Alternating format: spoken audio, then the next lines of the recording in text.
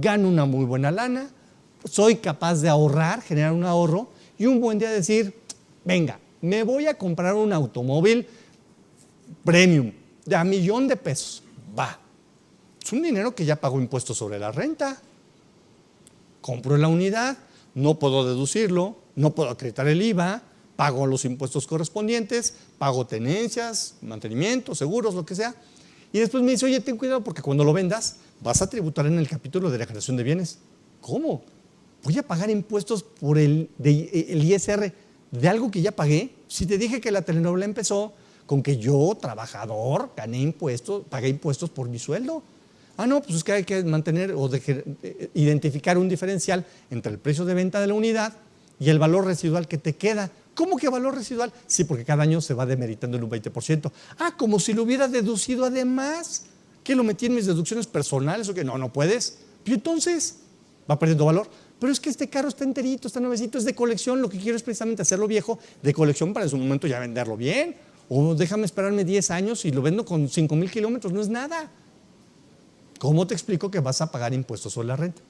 Y peor aún, porque en el mismo capítulo de enajenación de bienes obliga al adquirente, y el adquirente puede ser persona física, moral, inmoral, lo que sea, está obligado a efectuar una retención del 20% del valor total de la operación, salvo los 220 y tantos mil pesos que por miscelánea quedas exceptuado de efectuar la retención. Sensacional. O sea, pago impuestos, son ingresos acumulables, determino una cantidad ahí medio atroz y aparte me tienen que retener el 20%. Las agencias automotrices obviamente viven de eso, se la saben de todas y distinguen perfectamente, oiga señor, ¿le parece? Yo no le voy a comprar su unidad. Su carro rebasa el límite de los ingresos exentos y rebasa el monto que se quedaría sin la retención correspondiente. Le propongo algo, dejémoslo aquí como un vehículo, llamémosle simplemente como en exposición, para efectos de que cuando alguien llegue y como no va a saber de impuestos sobre la renta, no le va a hacer la retención y usted ya no sufre su retención correspondiente. Entonces pues está embarrando a aquel que es responsable solidario de la retención y a este pobre que no le efectuó la retención y que el anual lo va a tener que reportar. Si a mí me preguntaran, oye, ¿tú sabías que en materia de impuestos sobre la renta habrá automóviles que tienes que declarar en tu declaración anual y después acreditar el 20% que te retuvieron? Yo les podría decir que más de uno de los aquí presentes me dirían, ni sabía. ¿Por qué? Porque muchas veces también depende de los montos del carrito. Oye, es que entonces si vendo mi Chevy, ese que me costó 129,000 pesos hace 4 años y hoy lo voy a vender en 23,000 pesos, ¿a poco me van a retener? No, tranquilo. Por 23,000 pesos no pasa nada. Estás hablando de carrotes ya de 220 y tantos mil pesos para arriba, de diferencial entre el precio de venta y el valor residual de la unidad. Entonces, con todo ello, se amarra y entonces dice uno, ay, pero espérame, ¿me tienes que justificar con un CFDI? Si no, ¿dónde quedas? Entonces, la regla 27111 se mantiene y nos advierte, oye, en caso de operaciones en las cuales se enajenen vehículos nuevos o usados y se reciba como pago resultado de eso, enajenación, otro vehículo usado, es decir, es oye, fui a la agencia, voy a estrenar carro y me tomaron a cuenta mi unidad y entonces yo estaría obligado a expedir un CFDI, yo estoy vendiendo el carro, o mi esposa que ni a RFC llega, déjame inventar.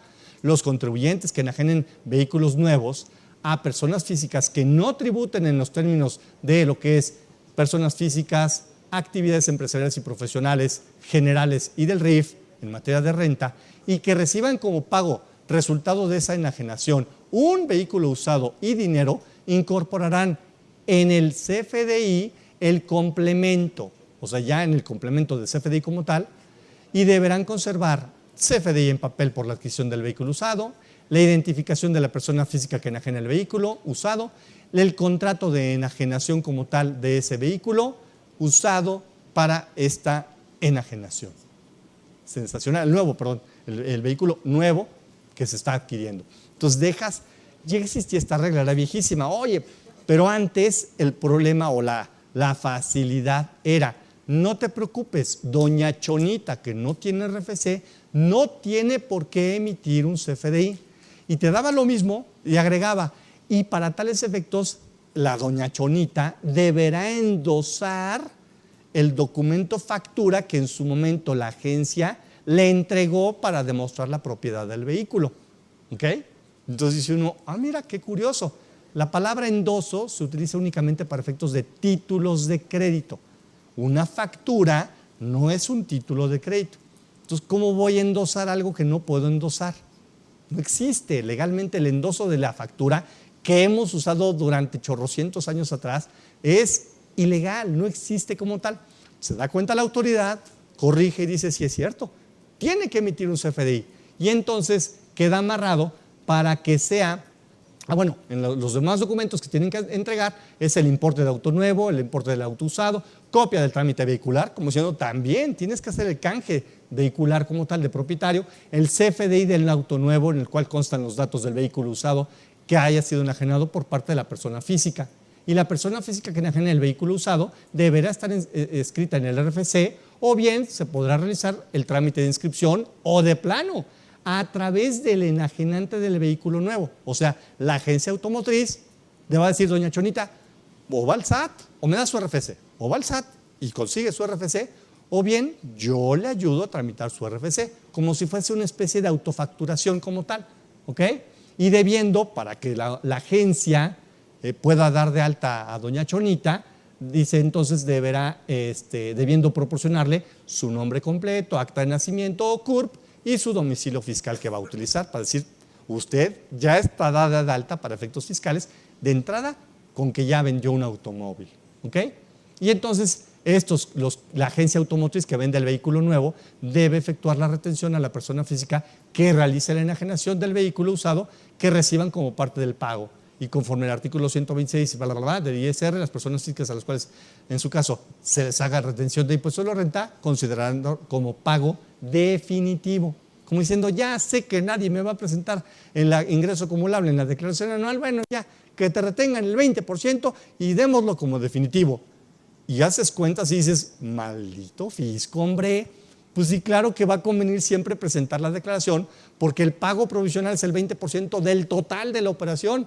Y no es lo mismo el 20% del total que el 30 o 35%, persona física, de la utilidad. Y la utilidad muchas veces es nada, hombre. Entonces, obviamente, dice, déjenlo como definitivo. Sí, pues sí, obviamente, ¿no? ¿Qué más da? Pero bueno, hay que de esta regla valiosa, vale la pena siempre tomarla en consideración. Al rato regresamos a otra regla en materia de automóviles, pero por lo pronto lo dejamos en santa paz. De la constancia de retención de IVA para los servicios de autotransporte de carga, simplemente se manifiesta en la misma declaración del prestador del servicio. Del pago de erogaciones a través de terceros, se dejan exactamente las mismas posibilidades de mantener precisamente el CFDI de erogaciones realizadas, las erogaciones a través de terceros vía reintegro o porque hay un gasto. Les habla particularmente a, por ejemplo, agentes aduanales, notarios, en donde, oye, me tienes que pagar todo ello porque con ese dinero, yo agente aduanal, yo notario, tengo que pagar derechos, tengo que pagar impuestos, tengo que pagar una serie de erogaciones y entonces así es como esta regla miscelánea le da cabida para efectos de su manejo como tal, sea porque lo está erogando por cuenta y orden de aquel tercero o cuando el contribuyente de manera previa a la realización de las erogaciones proporciona el dinero para cubrirle al tercero cada uno de los gastos. Lo mismo, se queda exactamente igual en manifiesto de lo que es gasto por cuenta de terceros. La expedición del CFDI a contribuyentes del RIF por enajenaciones realizadas durante el mes, que va prácticamente amparado con lo que es precisamente la factura global que se tiene, pudiendo diferir la emisión de los CFDIs correspondientes a esas transacciones a efecto de emitir a más tardar entre los 3 días posteriores al último día del mes de que se trate un solo CFDI que incluya todas las operaciones realizadas en dicho mes como tal. Nos dan los series de requisitos a cumplir. Los plazos para entregar o enviar al cliente del sector financiero su CFDI se mantienen exactamente igual de los estados de cuenta. De los comprobantes fiscales emitidos por residentes en el extranjero sin establecimiento permanente en México, le da la pauta para que aquellos puedan deducir o acreditar fiscalmente con base a comprobantes emitidos por residentes en el extranjero sin establecimiento permanente en México y podrán utilizar dichos comprobantes conteniendo los requisitos que es precisamente esa sumatoria o la famosa ticket térmico que te dan en el extranjero, dice, para mí es más que suficiente. El que diríamos que probablemente va a desaparecer, producto precisamente del CFDI internacional. En el numeral 17, para efectos de lo que son comprobantes fiscales por centros cambiarios, pues le da cabida a lo que es, pues emite un CFDI porque alguien compró moneda, euros, yenes, dólares, lo que sea, o porque vendió. O sea, no porque muchas veces la pregunta es, oye, contador, ¿qué onda? Fui a cambiar unos dólares, es decir, pesos, compré dólares, y la casa de cambio ya me dio un CFDI, timbrado y todo. ¿Qué, ya lo puedo deducir? No. ¿Cómo? Pues ya tengo el CFDI. No, pues es un CFDI o de compra o de venta. Tú no has gastado. A ver, tú contablemente, ¿qué asiento contable hiciste? Pues abono a bancos pesos con cargo a bancos dólares. ¿Y tu cuenta de gastos dónde estuvo? ¿Qué fue? ¿Gasto, activo fijo, inversión? ¿Qué fue? No, nada. Pues entonces, ¿qué vas a deducir? Es que ya tengo el CFDI. ¿Y eso qué? Ya claramente ahora se advierte, oye, ponle que es de compra, ponle que es de venta, para que no vayan a utilizarlo ahí como gastos en general, ¿no? No le vayas a poner esa nota, porque entonces sí, ya valiste. De la expedición de comprobantes por las administradoras de fondos para el retiro, también la misma mecánica se mantiene como tal para efectos de darle cabida a el registro certificado del CFDI. También en materia de seguros y fianzas se mantienen exactamente los mismos. Lamentablemente las aseguradoras no entiendo por qué tienen tanto problema en la emisión de los CFDIs, bajo la premisa de que de pronto tú pagas una póliza y de buenas a primeras recibes 4, 5, 6 CFDIs que dices, pero si nada más pagué la prima anual o pagué la prima semestral, debiera tener yo un CFDI con 2 complementos de pago, y lamentablemente no es así. Las aseguradoras, quién sabe qué letanía traigan para efectos de sus comprobantes fiscales digitales por internet. En materia de lo que son las facilidades para incluir erogaciones autorizadas, esto más para las SOFIPOS o SOFOMES, que como tal le dan la pauta para que puedan incluir todas las erogaciones en su adenda como tal, los gastos que requieren para en su caso que hubieran dejado algún metal en garantía. De lo que es propiamente agapes, que están obligados a llevar mis cuentas, o bien el RIF, o arrendamientos, o actividades empresariales, honorarios profesionales, nos advierte que siempre y cuando no hubiesen excedido sus ingresos en el año anterior en el orden de 4 millones de pesos, o que se inscriban al RFC cuando estiman que no van a rebasar de ese monto, pueden expedir CFDI a través de mis cuentas, ingresando directamente al portal del SAT. Ya empieza a invadirnos el hecho de ya no quiero que uses el PAC, quiero que uses mejor directamente el de mis cuentas y a través de mi contabilidad y la propia expedición de los CFDIs de manera electrónica a través del portal del SAT. De los complementos de CFDI por exportación definitiva de mercancías, simplemente se mantienen bajo la misma tesitura en el tenor de que son normalmente vía de transporte y que no forman parte de una operación que tuviese algún efecto fiscal. De los CFDIs en operaciones traslativas de dominio, esta es de las que también recobra cierto valor porque fueron nuevas, tendrá alrededor de 2-3 años. Cuando tú vendes un inmueble, cuando tú compras un inmueble, antes tú demostrabas la propiedad y el efecto fiscal a través de precisamente una escritura pública, diciendo ya ante notario, esta propiedad ya es mía. Bueno, pues ahora resulta ser que tenemos cerca de 2-3 años atrás, en donde es precisamente el notario, cuando tú vas a comparecer ante un fedatario público, y el adquirente de esos bienes son los que pueden comprobar la adquisición para efectos fiscales con un CFDI que el notario tiene que expedir, ¿ok? No el enajenante, el notario, como una especie también de autofacturación, te dice, oye, yo estoy obligado a entregarte un CFDI diciéndote que te acaba de vender el señor Pérez, a ti, señor, mi querido Víctor Oliver, con mucho respeto, te dejo tu CFDI del inmueble que acabas de comprar. Y eso está sensacional, porque ya amarran todo, lo cual creo que se va, o al menos va a ayudar a que se disminuya los pequeños grandes fraudes que se han vivido últimamente.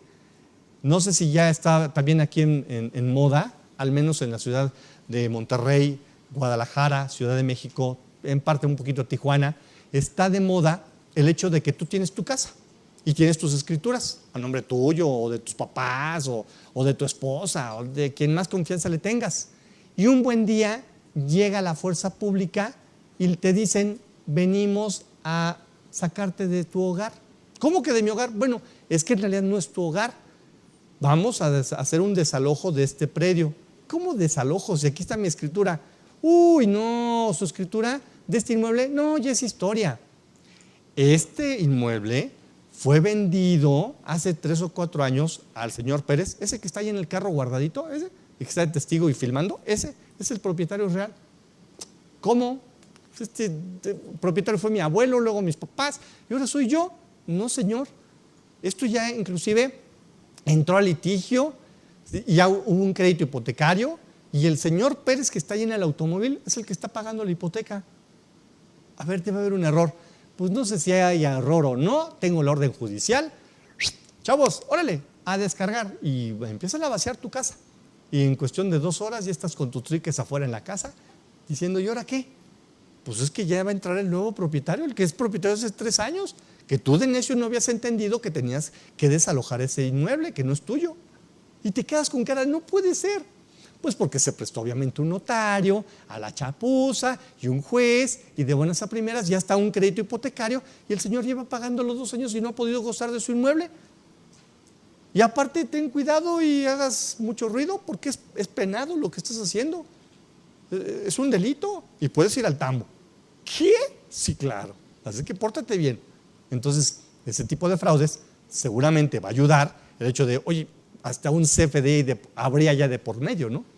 Entonces está muy fuerte la delincuencia mega organizada, porque ahora la delincuencia organizada, pues ya son de cuello blanco y son abogados, licenciados, notarios, contadores, pues sí, no es precisamente un vándalo que dice, oye, o me das tu casa o te mato, ¿verdad? Que sería lo que estaríamos acostumbrados hace algunos años, pues ahora ya no.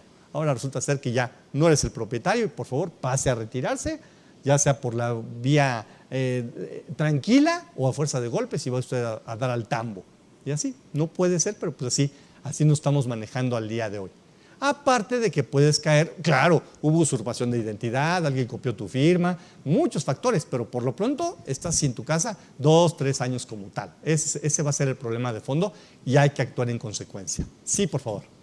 De nuevo, también en lo que es los traslados de dominio entró una ley vigente. Efectivamente se tiene que hacer el complemento notarial. Ok.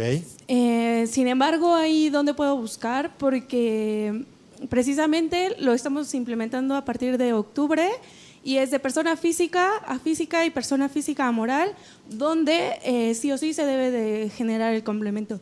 Si es de persona moral a física, no es necesario. Sin embargo, justamente ayer me llegó una persona donde me exige la parte del complemento notarial cuando es moral a física. Correcto. Yo me respaldo diciendo que, oye, no, o sea, realmente no, que sí, que voy a ir a levantar un acta, bla, bla, bla. Entonces, ahí, ¿cómo me puedo ayudar o cómo me puedo defender diciendo pues que realmente no es necesario un complemento notarial cuando es de moral a física? Sí, correcto. De hecho, ya tenemos planteado, o al menos algo similar está realizándose como planteamiento a nosotros en calidad de síndicos para efectos de que la autoridad empiece a mover reglas de miscelánea o modifique el anexo 20 de lo que es propiamente CFDIs como tal, para que se le obligue ya a que también este tipo de movimientos entre operaciones realizadas entre personas morales y físicas también se tengan que hacer con la adenda correspondiente o el complemento como tal. Yo creo que va a valer la pena, porque tienes razón, no está todavía incluido y formando parte de, pero sería correcto que si esto formara parte de. Entonces queda uno como en estado de indefensión, será el notario el que incumple, será la persona moral, será la persona física. Yo te invito a todos, formulémoslo como parte ahorita de las dudas, como en calidad de síndico del contribuyente, para decir, oye, SAT, ayúdanos, promueve el cambio en regla miscelánea para que tengas el soporte y saber cuándo sí y cuándo no se debe de aplicar como tal ese complemento. Aquí esta parte es una empresa que recibe o compra a personas físicas. Okay. ¿Será esa parte que también podría yo notaría exigir su complemento? Porque al final del día ellos la sí están física obligados. está obligado a darle a la empresa y la empresa, pues como respaldo, como parte de, debería dármela a mí. Es correcto, pero habría que promover también la obligación de la persona física, en este caso de enajenación de ese tipo de bienes. ¿Me explico? O sea, todavía faltan, está procesándose, pero falta todavía un eslabón como para decir, oye, o mueves ley de ISR que se lo obligue, o el propio código, o alguna regla miscelánea para que quede concatenado todo. Porque si no hay un eslabón que te falta para decir si hay un soporte. Exactamente. Pero sí, vía síndico lo tenemos. Ah, ok. Sí, con gusto. Así ese tipo de inquietudes en donde pues, lo más que yo te podría decir es chispas, no hay soporte, no hay fundamento y pues a ver qué surge efectos después, ¿no? Pero sí, vamos en avanzada a través de síndicos para que el SAT se mueva, porque tienen que acabar con todo ello. Perdón, y en tenor de los traslados de dominio, yo voy, pago este traslado, Sí. se me genera una factura, obvio se genera a nombre de la persona que está adquiriendo. Adquirente, ajá. Sin embargo, todos los datos salen a nombre del domicilio fiscal. Sí. Y ahí tengo una controversia porque en escritura, en este caso Infonavit, cuando damos de alta la factura del traslado de dominio, me está diciendo, ¿sabes qué? Me rechaza la factura, porque ¿sabes qué? No coincide lo que me estás diciendo, el domicilio de la persona y el domicilio del nuevo inmueble. Entonces, ¿ahí qué genero? ¿Le genero la factura con nombre de un traslado, del traslado de dominio, o le genero la factura con el domicilio fiscal?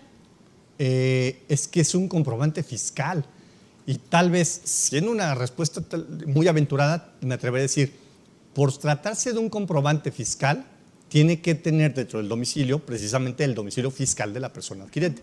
Y dentro de los datos anexos o la adenda famosa, se podría incorporar en decir, se trata de un predio ubicado en tal y tal y tal, que no coincide obviamente con el domicilio fiscal de la persona adquirente. Porque pues, ni modo de demostrar que ese sea su domicilio fiscal si apenas lo está comprando. Si apenas está Entonces, sí, nada más dejarlo como tal en el mismo CFDI, los dos datos, uno como parte de los datos propios del adquirente fiscalmente hablando y otros como datos informativos para que dejar relacionado en la descripción del… Exacto, el registro como tal de qué bien inmueble se trata. Ok, perfecto. Pero sí, tienes razón, y son de esos que dice uno, pues mándamelo en calidad de síndico para dejar una regla donde diga o se modifique el anexo 20 de lo que es todos el apartado de CFDIs, para decir, oye, en esos casos que se quede aquí los datos asentados así y así. Son de esos que decíamos en un principio, ¿no? Pues es que dicen muy fácil, donde dice nombre, poner su nombre. Y donde dice domicilio, poner su domicilio fiscal. No, dame más. Oye, casos así extremos, ponle así, hazle así, corrígela acá o llena el apartado tal. Esas sí son valiosas, totalmente de acuerdo. Ok, gracias. Bien, rematemos. Antes de irnos al receso, pues simplemente lo que son los notarios que ya advertíamos, sus obligaciones, las operaciones con el público en general, que ya hemos dicho que tienen que ser diarias, mensual o semanal. No existe quincenal todavía, nos hemos peleado con la autoridad de que también podría ser quincenal como tal, constando cada uno de los importes y las operaciones realizadas con el público en general. Esa es la regla que de alguna suerte no se va a mover sino hasta el 2020 como tal y que están migrando para que se empiece a utilizar el tema de mis cuentas como tal. ¿Ok? Por lo que se refiere a disposiciones transitorias, en este numeral, en el 24 y en el 612, nos advierte que para efectos precisamente de esa transitoriedad podrán seguir emitiendo un CFDI diario, semanal o mensual por las operaciones realizadas con el público en general hasta diciembre de 2019, siempre y cuando emitan comprobantes de operaciones con el público en general, cumpliendo lo que se acaba de mencionar de manera periódica y evidentemente incluyendo aquellas operaciones en las que los adquirentes no soliciten comprobantes y cuyo monto sea inferior a los famosos 100 pesos. Esta es la reglita que como tal se nos va a cambiar, la 27124 a partir del ejercicio 2020. Para el caso de pago de contribuciones y gastos de transporte aéreo, pasaje, carga, simplemente nos mantiene la misma regla, diciendo que el contribuyente prestador de ese tipo de servicios expedirán por los ingresos percibidos por dicho concepto el CFDI correspondiente y que evidentemente los prestadores de estos deberán utilizar un complemento para efectos de identificar las cantidades de esas contribuciones federales, los cargos de IATA, los de IVA, los que no cuadran.